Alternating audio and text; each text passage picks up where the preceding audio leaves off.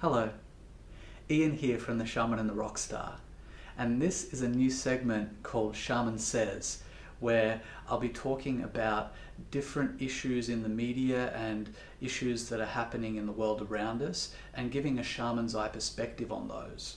And I was planning to release a video in the next few days about healthcare and universal healthcare, and I've decided to rush this particular video through because I felt like it just needed to be addressed now, because it's about the Serbian elections and they're actually happening this week, so I wanted to get it out there as soon as possible. And to give you a bit of background, I'm in Serbia at the moment. My father's from Serbia, and I wanted to give you a bit of an overview of some of the different things that I've seen recently here in relation to the upcoming elections. So what is happening here is we've got an election process that's unfolding over the next week, and the people here have been really struggling. The quality of life has been at a very, very low level for a long time now, since the former Yugoslavia broke up and there was the wars and the sanctions that went with them, and a lot of the industries were decimated. So, and also privatization has not helped the community to really have some stability and to be cared for in this environment. So there's people that are really, really struggling, and I want to address that with a few figures. For example, the average wage here is, according to the government, 450 euros a month. But the real wage that I'm hearing from the people is closer to 200 euros a month. And that both can be true, because that figure of 450 may very well be inflated by a few 1%ers and a few people who are earning astronomical amounts. But the general feel from the people that I've spoken to is that we're looking at around 200 euros a month. And that is not a great deal in general, but it's also a very, very small amount when you look at the cost of living here, where an apartment outside of the city will cost you about 170 euros a month. A single way public transport ride will cost you about €1. A meal will cost you about €5, and it's about 70 cents for a bottle of water. So the costs are comparable with the rest of Europe, and the wages are very, very low. People are really struggling, especially out in the countryside. What I've heard, and this seems to be true for me, that every time I've come back, Belgrade is more and more vibrant, but not nearly to the point where people are doing okay. And the villages are more and more struggling. From what I've heard, Belgrade and Novi Sad are the only cities that are really have some work.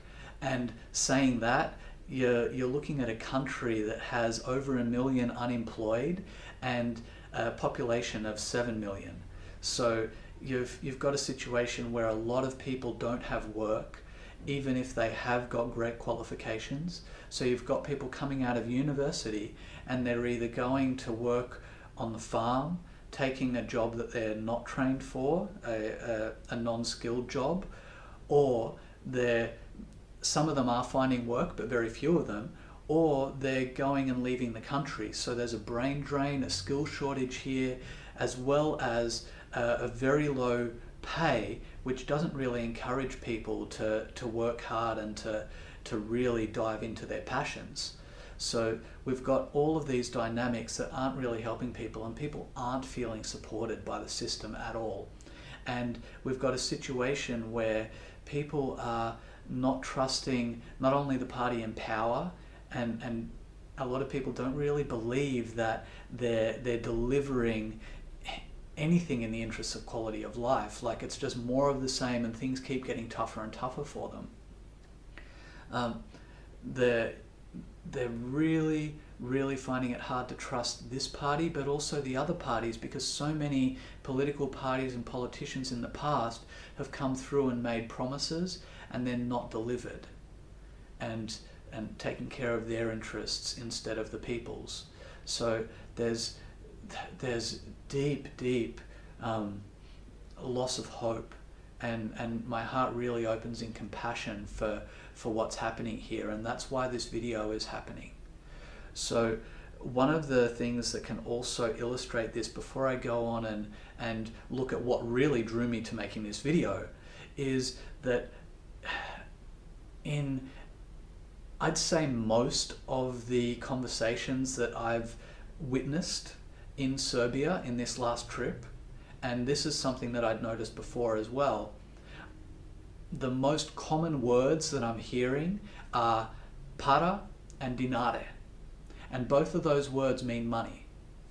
So if you've got most of your conversations, most of your sentences talking about money, there is generally a problem there. They're not generally talking about passions, prosperity, joy, or you know, what their favorite thing is to do.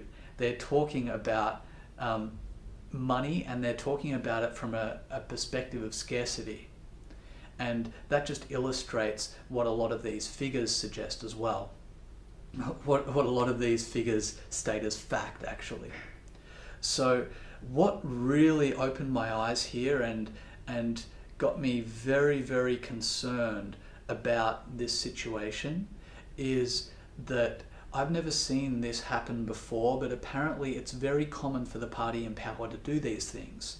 And I'm not saying it's just the party in power, but I've seen the party in power currently in Serbia with the current president do this since I've been here. There's ads everywhere for him, as you can see from the photo that I've just shown you. There is also ads on the television. When I am in a place with a television, you're seeing his ads side by side with any other politician's ads. There's also the fact that I was in the village and talking to people who were not passionate about supporting this person, Vučić. I'll go out and say it. They weren't supportive of Vučić. They weren't convinced that he was going to make a change, and actually some people were so concerned, they were feeling that they can't survive if they have another term of Vučić. They don't know if they'll be able to survive it, because things are that tough for them, and things keep getting worse with this government in power for the people in the villages that I've spoken to. So these people feel that way about this government, but they will take the 20 euros, the free meals and the bus ride to go to one of his rallies to support him. And this may happen to some degree with other parties, with other politicians, but it was shocking to see people who are so desperate they don't know if they'll be able to survive this person's reign, and then there's a situation where they're actually going to support them for the sake of 20 euros. That's how desperate things have become. And just when I thought, okay, I can cry in compassion and see where we can find a way forward from here, then another lady that I speak to says, oh yeah, and at the water authority we've been told that we need to take a photo of our polling to make sure that we've voted for Vučić so that we won't get fired. So people are getting threatened with losing their jobs in a country with super high unemployment, where poverty reigns, and people are scared to lose their jobs if they don't vote for the person in power. So that's where the situation has come, and it's not just me and my perspective. I actually saw one of the people who are running for president actually mention this on the television as well. Both the paid performances at the rallies, and also the people who are threatened to take a photo of their polling or they'll be fired. So this is something that's mainstream knowledge, and I'm just concerned that do people really have a way to take action on this? Is this just normal here and this is the way it's going to be, and we need a massive landslide to overcome the people in power? And according to the polls, 57% of the population support Vucic. And this is concerning. And it's also concerning that people don't feel they have another option. So there's a lot of these things going on, and I'm really feeling for people and really trying to feel through and understand the complexities of the situation. I'm not from this country. I don't understand the nuances of the culture, but I'm doing my best to listen and learn. And from there, maybe we can uncover some sort of action, or at least inspire people who can uncover some sort of action. So we're using compassion as a basis for that, and looking at not only understanding the people and the situations here, but also what can we do 7 generations into the future. So there's this current situation, and it's been interesting to get a bit of an idea of the different people who are running here, and also to look at what they're putting forward. And for me, it's a bit concerning that there's no real, and I'll get to the positive points in a second, but there's no real alternative to a very hardline, very cold capitalist way of looking at things. So it's very much about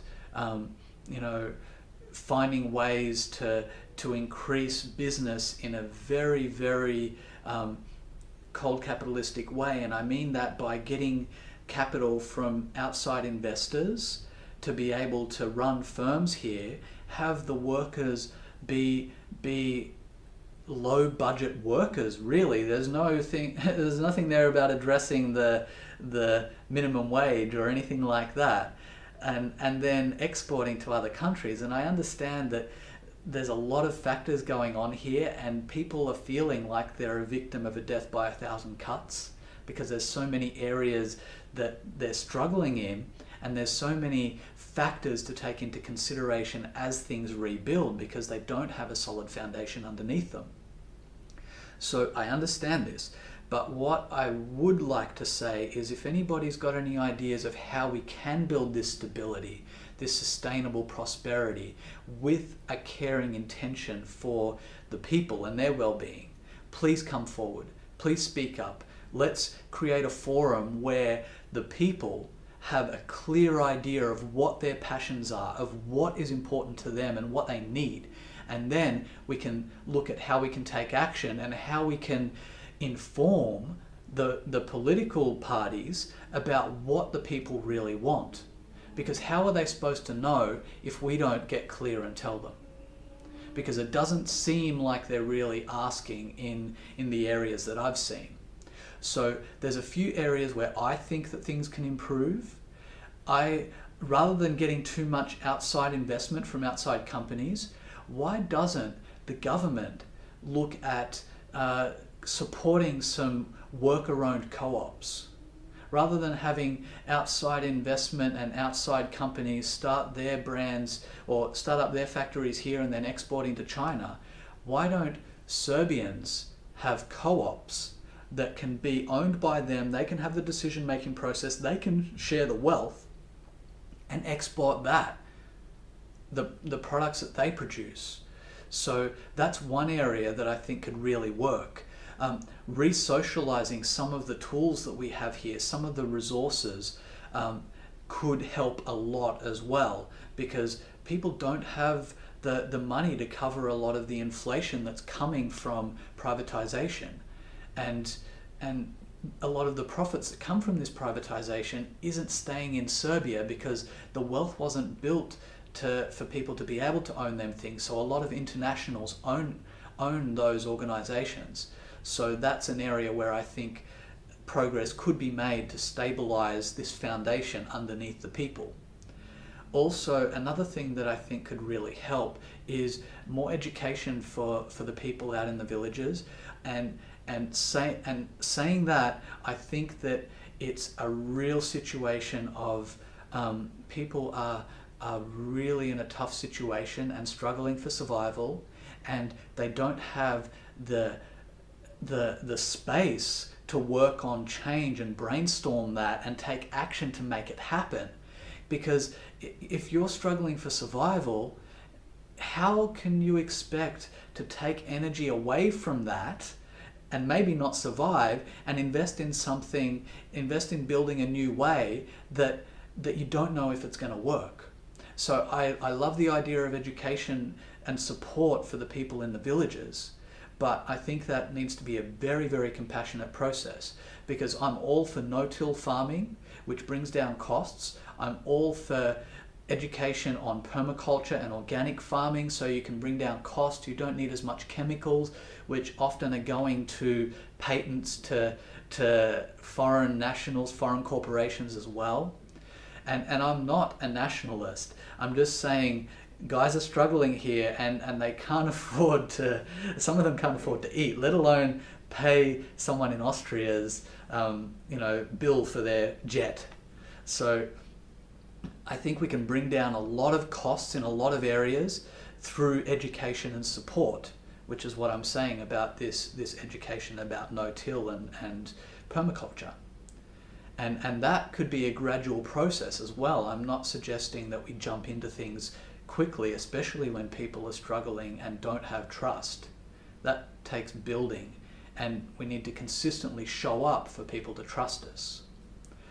So saying that, I feel that another thing where the government could really do with working on, and that's not just the government in power, but any of the political groups here, and that's to have really qualified, world-class people in their field listening to the people in the field, and really getting an understanding of what their needs are and what they need to build this stable base. So it's really a matter of listening, working out a holistic approach that's effective and efficient, and then taking action and proving that you're showing up. And that may go through several and consistent ongoing iterations of listening, developing, implementing, listening, developing, implementing, until people can really trust that we're there for them. So this is some perspectives that I have. I feel like this is only just scratching the surface. Please comment if you have any ideas that could help. I think that there's a lot of different insights, a lot of different ways that we can communicate about how we can make a way forward that can really not only give the people here a real passion and trust and prosperity and improve their quality of life, not only for the people here now, but for the generations to come. So if you have any feedback, any ideas, please share them. Whatever it is, even if you feel like it's a crazy idea, share it and let's see. Maybe it works straight away, you just didn't realize it. Maybe we get it to the right person who can tweak it. And yeah, I really want to be able to share and take action in any way that we can. So if you're in Serbia, please, if you have any leads, any contacts, any ways that we can help improve the quality of life here, please let me know. If you're outside of Serbia, if you have any ideas and any ways that you feel that we can improve the quality of life, please share. And also for the people that are outside of Serbia, if you're not directly understanding but your heart's just opening in compassion like mine is, and you do want to help, there's one simple way that we can help, and that's from an organization called Serbi za Serbe. And that's an organization that happened as part of the wars and the sanctions that were going on. And it's a group that takes in funds from all over the world and looks at individual cases in Serbia and identifies ways that they can efficiently invest in those people in the community in Serbia in ways that gives them ongoing prosperity.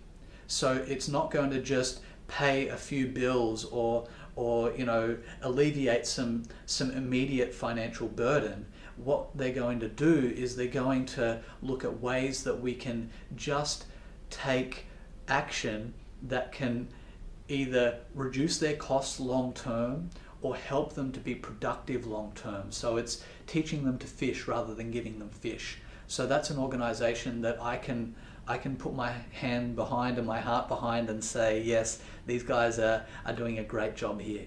So thank you so much for your time. Thank you so much for any help that you'd like to share. And I really appreciate you spending this space here and caring about the people here in Serbia. Thank you very much. Aho.